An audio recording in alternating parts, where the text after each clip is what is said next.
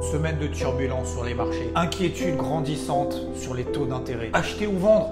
Qu'est-ce qu'on a fait? NFP, shutdown repoussé. Alstom se fait déglinguer. Voilà de quoi on va parler. Ah bah écoute, c'est parti, c'est le débrief hebdo.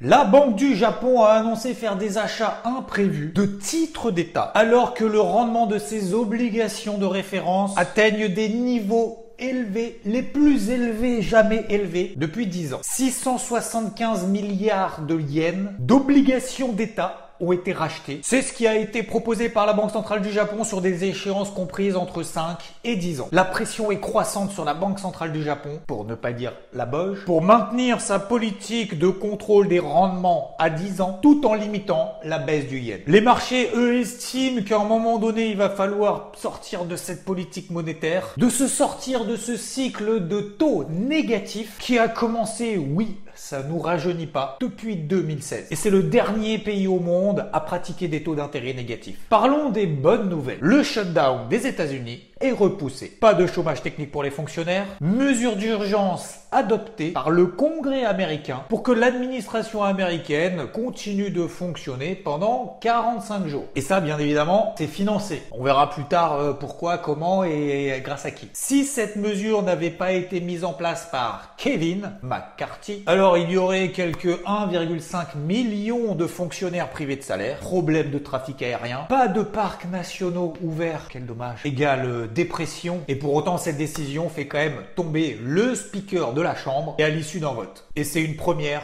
dans l'histoire du Congrès. Autre bonne nouvelle, les PMI en Europe, quasiment tous ont été meilleurs que ce qu'on attendait. Ce sont, je rappelle, des sondages réalisés auprès des directeurs d'achat permettant de mesurer leurs sentiments sur l'économie à venir. PMI des services et manufacturiers aux États-Unis, tous les deux meilleurs que prévu. Et enfin, le chiffre tant attendu de la semaine, le NFP, création d'emplois aux États-Unis. Alors, est-ce que l'Amérique est solide? Est-ce qu'ils restent les maîtres du monde? La réponse est oui. On attendait 170 000 créations de postes au mois de septembre. Non, il n'en est pas ressorti 200 000. Non, pas 300 000. 336 000 créations de postes. Une autre bonne nouvelle. Bonne nouvelle qui, au passage d'ailleurs, n'en est pas une pour les marchés. Voilà pourquoi.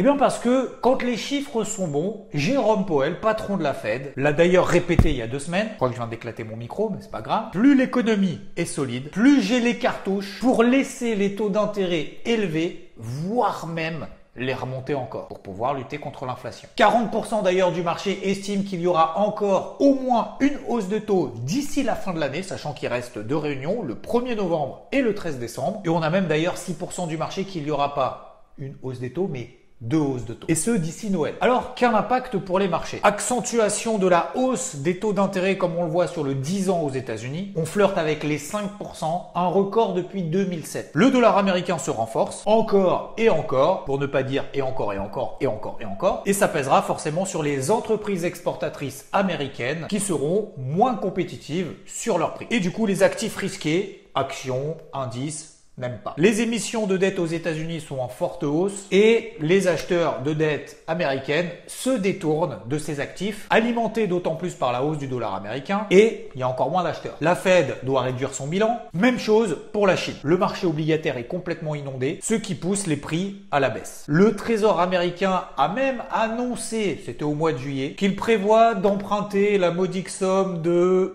combien on peut emprunter? 1000 milliards? Ouais, bah vas-y, 1000 milliards, c'est bon, ça passe. 1000 milliards de dollars. Allez hop. Et ça, juste pour le trimestre 3e là qui arrive. Alors le problème n'est pas tant qu'il y ait des bonnes nouvelles, mais c'est surtout tout ce qui se passe sur le marché obligataire. Amplifier bien évidemment cette hausse des taux d'intérêt par les bonnes nouvelles et donc peut-être même d'un resserrement monétaire encore plus fort. Et c'est pour ça que les actifs risqués n'arrivent plus à monter.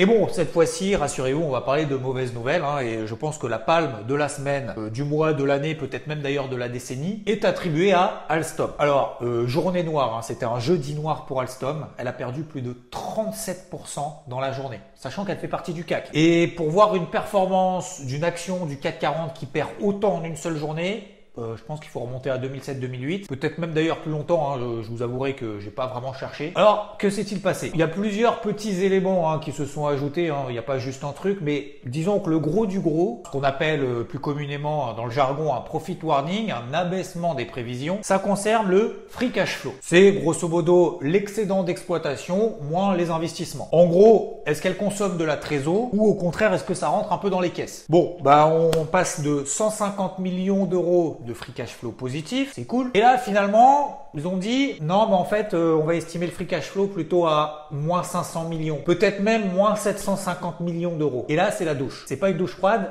c'est une douche glaciale. Et surtout, c'est d'autant plus pire, non pas plus pire, pire. C'est d'autant pire que Alstom avait promis que le free cash flow allait évoluer en territoire positif. Et je crois même d'ailleurs qu'ils avaient ajouté significativement positif. Alors quel est le problème? C'est qu'elle continue à produire à bloc pour éviter une rupture des chaînes d'approvisionnement, sauf que du coup, ça implique beaucoup de stock et le stock, ils n'arrivaient pas à le vider. Et forcément, le fait de produire pour pas grand-chose, ça consomme du cash. Alors le groupe en plus a essayé de rassurer, mais personne n'y a trop cru finalement du coup, puisque elle a annoncé le problème, je cite, sera totalement résorbé. Et on sait que la confiance des marchés, ça peut vriller du jour au lendemain et ça fait pas de cadeau. La minute pédagogie avec Xavier Fenot. Alors en parlant de ça d'ailleurs, j'ai vu passer quelques petits messages, parce que certains s'amusent à croire qu'une action qui perd 40% en une journée, ça peut que remonter, et que si tu es déjà positionné à l'achat, et j'en suis désolé d'ailleurs si vous en faites partie, mais le meilleur moyen, c'est de moyenner à la baisse, parce que du coup, ça fait baisser le prix de revient, et il faut une hausse moins importante avant de retrouver son prix d'entrée. Sauf que le problème là, le marché n'en veut plus. Il y a une rupture de confiance totale. Alors, j'ai absolument pas de conseils à donner parce que déjà, je ne suis pas en position dessus et je ne compte pas y être. Donc, c'est toujours facile de donner des leçons et je suis pas là pour donner des leçons du tout. Mais juste, vous connaissez cet adage, on n'attrape pas un couteau qui tombe. Et là,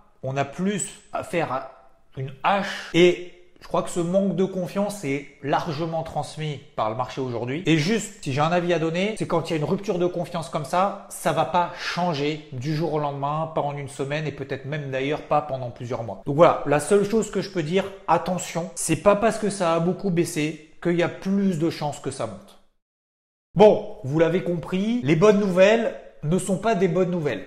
Bon, je sais, c'est un peu compliqué comme ça à se dire les choses de cette manière, mais c'est la vérité. Puisque finalement, les bonnes nouvelles, ça rajoute de l'huile sur le feu au fait que les banques centrales peuvent resserrer encore plus les boulons et du coup, ça accentue cette hausse des taux d'intérêt du dollar notamment. Et donc, c'est pas bon pour les actifs risqués. Mais pour autant, j'estime, et c'est vraiment que mon avis personnel, que les bonnes nouvelles, on l'a vu juste avant, on en a eu quelques-unes cette semaine, ne peuvent pas véritablement faire décrocher des marchés. Dimanche dernier, je vous disais avoir une casquette bleue. Aujourd'hui, je vous dis que je vais la conserver. Je vais vous expliquer pourquoi. Il y a bien évidemment des éléments contradictoires. Premièrement, il n'y aura certainement pas de rebond sur les actifs risqués, donc je parle des actions, des indices, etc. Tant qu'il n'y aura pas de retournement psychologique dans un marché qui est depuis plusieurs semaines plutôt baissier. Et c'est vraiment la problématique, tant que le dollar et le taux à 10 ans resteront tendus. Et s'ils ne se détendent pas, ça va être très compliqué d'amorcer un retournement vraiment violent sur le marché. D'ailleurs, on a vu cette semaine qu'il y a eu une accalmie sur ces deux actifs, mais pour le moment, pas suffisamment pour retourner la vapeur. Et la deuxième chose, et ça c'est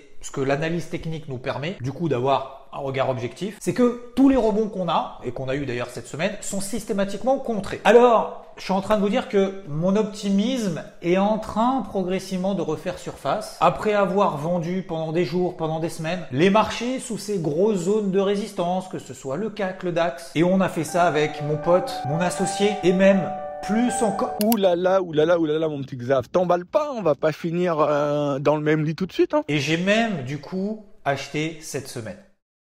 Parce que depuis des mois, j'attendais que le CAC 40 justement arrive sur une zone autour des 7000, 6900 points sur grosso modo le bas de cette figure d'élargissement dont vous avez partagé avec Rodolphe, que ce soit d'ailleurs sur le DAX mais aussi sur le CAC. Et donc j'attendais un excès baissier pour rentrer à l'achat, tout simplement. Sur des zones clés horizontales, mais aussi sur le bas de ce porte-voix. Et donc, ce que j'ai fait, et c'était pas cette semaine, mais c'était même la semaine d'avant, j'avais vraiment préparé le terrain une semaine avant, je me suis dit, voilà, si on a un excès baissier par là, j'achèterai. Donc, j'ai placé ce qu'on appelle un OC, un ordre conditionné, un ordre d'achat limite. Comme ça, même si t'es pas derrière les écrans, Hop, si on descend là, bah, tu te fais exécuter. Moi, c'était 6953 sur le CAC. Et tu me crois pas, c'était à 5 points près le plus bas de la semaine. En tout cas, au moment où je suis en train de tourner la vidéo, je mets toujours des pincettes parce que toujours un vendredi fin de journée, il peut se passer des trucs de ouf. Et donc depuis, et ça arrive, c'est comme ça, bah, le CAC réagit favorablement. Mais pour autant, et c'est ce que je disais tout à l'heure dans les contradictions, pour le moment, on n'arrive pas à relancer de manière durable avec des gros relais positifs. Et on n'arrive pas à passer ce que j'appelle des zones de polarité. En fait, c'est quoi des zones de polarité? En fait, c'est des résistances qui s'accumulent au-dessus de la tête. Là, progressivement, ça baisse puisque les marchés baissent. Et à chaque fois qu'on descend d'un étage, en fait, on construit des résistances. Et aujourd'hui, par exemple, sur le CAC, c'est cette moyenne mobile à 50 périodes en données horaires. Et d'ailleurs, on a la même sur le DAX. Vous voyez que depuis un certain moment, bah, ça fait barrage. Donc, tant qu'on passe pas cette zone de polarité, ok,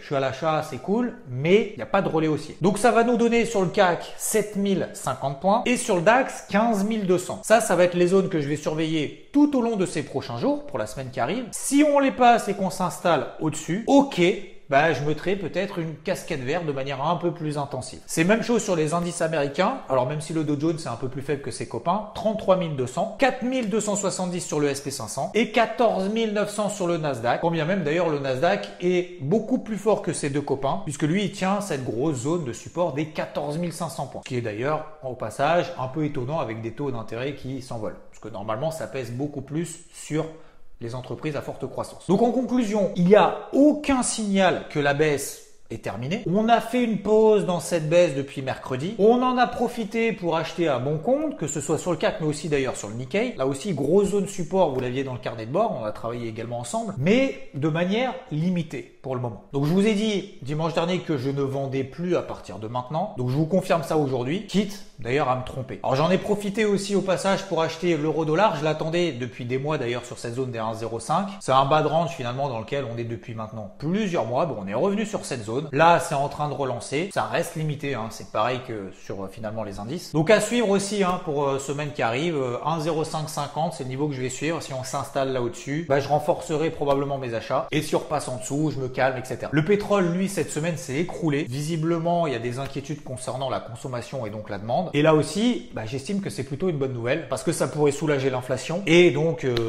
voilà, donc du coup, j'estime que c'est plutôt une bonne nouvelle, voilà, pour les prêts à la pompe à venir, etc. Donc voilà, je vous rappelle encore une fois, et j'insiste là-dessus aujourd'hui, que j'essaye de vous donner le plus d'éléments possible à ma disposition, tout en essayant de condenser tout ça en une dizaine de minutes. C'est pas forcément évident. Et après, encore une fois, c'est à vous de juger, de faire votre propre avis, de vous inspirer des éléments qui vous semblent pertinents ou pas, d'être d'accord ou non, de faire l'inverse ou pas. D'ailleurs, ça n'empêche absolument pas d'échanger et surtout de faire vos choix. Donc voilà, j'essaye de la mesure du possible de vous donner les plans en avance, hein, parce que sinon arriver après coup en disant j'avais raison puis en disant l'inverse et tout et son contraire, ah, je vous avais dit une fois là, et de reprendre le truc, ça sert à rien. Ou à l'inverse de créer systématiquement de la peur puisque bien évidemment la peur hein, ça attire beaucoup plus l'attention. Parfois aussi je fais des erreurs, je vous en parle bien évidemment le plus souvent possible, bien entendu, et c'est pour ça que je vous partage mon quotidien sur IVT bien évidemment tous les matins au travers des Morning Mood depuis maintenant plus de 3 ans, ça c'est en podcast, mais aussi et surtout avec quelqu'un avec qui je partage mon quotidien depuis maintenant plus de 15 ans, avec la même vision, et on doit faire des choix, les assumer, et le plus important, et c'est ce qu'on essaye justement de construire ensemble depuis maintenant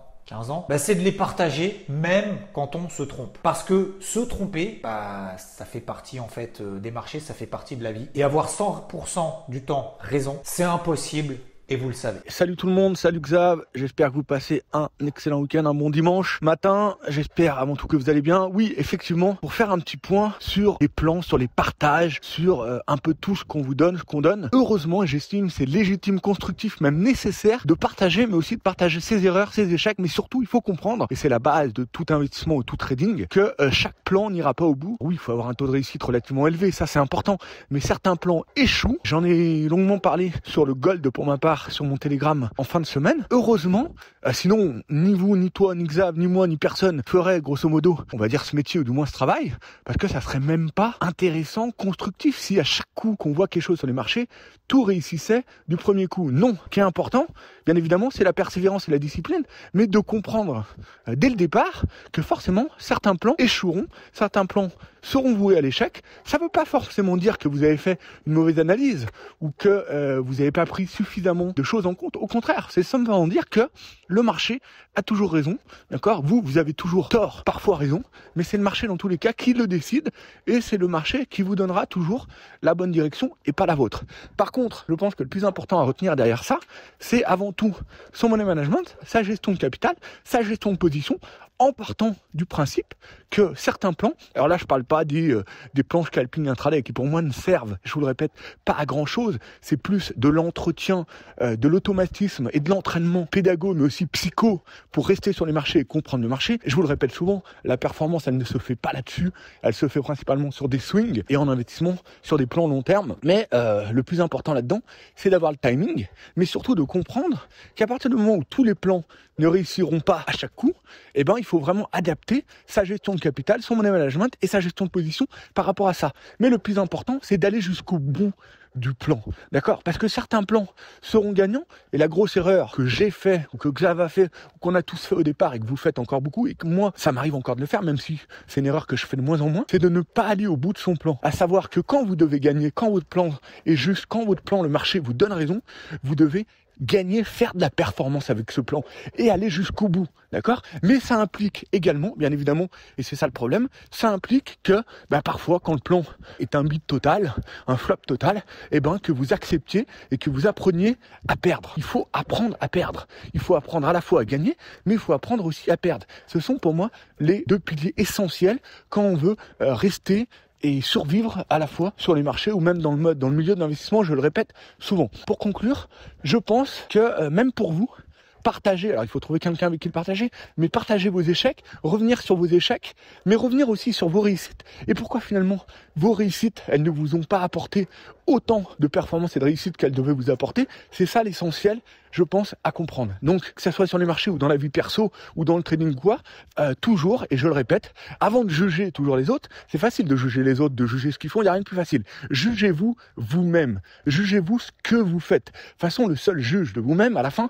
c'est le marché. Donc, autant faire un flashback sur ce que vous avez fait et comprendre à la fois vos réussites et vos erreurs.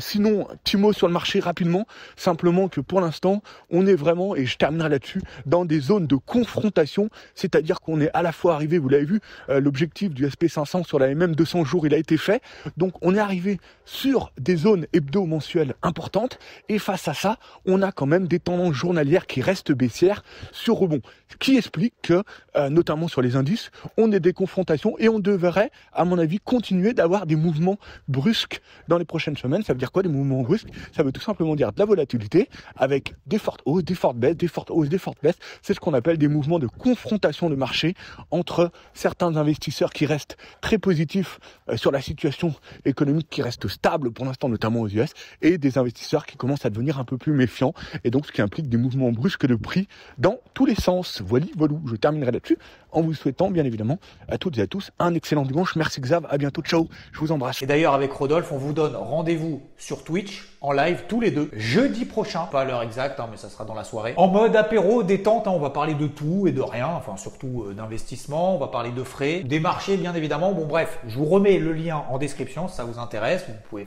piquer une tête, c'est en mode cool, je préfère vous prévenir. Et puis selon l'accueil, selon si ça vous plaît ou pas, j'espère que ça sera la première d'une longue série, même si on avait déjà fait un apéro, mais là en gros on va essayer de renforcer nos échanges en complémentarité. Détends-toi, respire. C'est l'heure de réfléchir. Ah, pas trop quand même, ça fait mal à la tête. C'est l'instant psychologie. Alors peut-être vous vous posez la question, mais pourquoi achète-t-il alors que ça baisse? Alors je vous ai donné toutes les raisons là précédemment, en essayant de simplifier au maximum. Essentiellement, c'est pour des raisons techniques. Et en fait, surtout, c'est parce que je suis obligé d'appliquer mes plans. C'est pour ça que je fais chaque début de mois ce que j'appelle un carnet de bord. Et d'ailleurs, moi je vous conseille vraiment fortement de le faire sur un bloc-notes par exemple, sur 3 à 4 actifs, de fixer des plans, des lignes directrices, des casquettes, et aussi bien évidemment en prenant en compte les éléments que nous donnent les marchés au jour le jour. Donc aujourd'hui, je suis acheteur du CAC, du Nikkei, de l'Eurodoll entre autres, mais je sais pertinemment qu'il en faudra plus pour passer à une psychologie positif sur le marché. Alors c'est pour ça que j'adapte dans ce contexte-là, et ce que j'appelle toujours un curseur, la taille de mes positions, la taille finalement de mon exposition. Le but, c'est pas d'avoir raison, c'est de chercher à appliquer un processus, d'appliquer tout simplement ces plans qui sont déterminés en amont. Et bien évidemment en se faisant confiance. Et après, on a juste le curseur de l'exposition en fonction des éléments qu'on a en notre faveur ou en notre défaveur. Quand le marché nous donne raison et inversement. Alors les cryptos s'en sortent bien encore une fois cette semaine. Très belle résilience d'ailleurs par rapport au marché traditionnel. Et ce, tant que le Bitcoin tiendra les 27 000 $. C'est d'ailleurs le point de passage de la moyenne mobile à 20 jours qui est ici en bleu. Et tant que ça tient, à ce niveau-là, ça va. Alors l'Ethereum, c'est un peu plus compliqué. Il a plus de mal. Le Bitcoin est toujours beaucoup plus vigoureux, voilà. Enfin bon bref, t'as compris. Fort, puisque l'Ether, lui, a réintégré ce range. On est quasiment au milieu. Je suis toujours positionné à l'achat en gestion active puisque d'un côté, le marché me donne pas raison et d'un autre côté, il me donne pas tort puisqu'on n'est pas passé sous le bas de ce range qui passe d'ailleurs vers les 1550 $. J'ai aussi renforcé à l'achat quelques cryptos après les avoir allégés. Je vous donne un exemple. INJ, en début de semaine, hop, j'atteins un premier objectif, plus 10%. J'allège une partie de la position, entre 30 et 40%. Et si jamais ça retombe, ce qui a eu lieu, ça permet de re-rentrer à l'achat. Donc je suis re-rentré à l'achat pour compléter la position. C'est ce qu'on appelle travailler une position. Donc je reste globalement positivement mesuré parce que systématiquement les tentatives de rebond échouent. Et ce qu'il faut faire attention, c'est vraiment les portes de saloon. Attention les accélérations, de ne pas se faire piéger systématiquement. En gros, c'est acheter en haut et vendre en bas. Et il faudra bien évidemment l'aide des marchés traditionnels, mais surtout taux et dollars américains qui se détendent parce que ce sont eux qui font la météo des marchés au quotidien pour pouvoir enfin libérer un nouveau potentiel sur le marché des cryptos qui est donc considéré comme une classe d'actifs risquée. La semaine prochaine, nous avons rendez-vous. Oui, ça va être chaud encore la semaine prochaine avec l'inflation aux États-Unis. Ce sera jeudi. Jeudi d'ailleurs, date aussi, comme ça, moyen mémotechnique, jeudi soir avec Rodolphe sur Twitch en live et toute la semaine bien évidemment ici et là. Prenez soin de vous, surtout de votre capital. Et parfois, quand on a des marchés comme ça qui sont un peu chahutés, qui sont capricieux, et parfois c'est vrai que quand on est seul derrière son écran, on se pose beaucoup de questions. Est-ce que ça a monté? Est-ce que ça baisse? Le meilleur moyen de se faire confiance, c'est déjà de pas utiliser des unités temps 5-15 minutes, de pas faire la girouette et de garder en fait une certaine ligne directrice, de laisser respirer le marché. Le meilleur moyen de respecter tout ça, c'est en diminuant la taille de ses positions. Comme ça, au moins, si jamais on se trompe, on évite de se mettre en galère, on accepte plus facilement ses pertes si le marché nous donne tort. Et parfois, vous voyez, comme cette semaine, il faut patienter avant que le marché nous donne soit raison, soit tort. Je termine en vous remerciant encore une fois de tout le soutien que vous apportez à cette chaîne et à ce débrief hebdo depuis maintenant, je crois, plus de 3 ans. Au travers de vos likes, vos commentaires, merci à tous. Je vous fais une grosse bise, très bon dimanche, très belle semaine et ciao!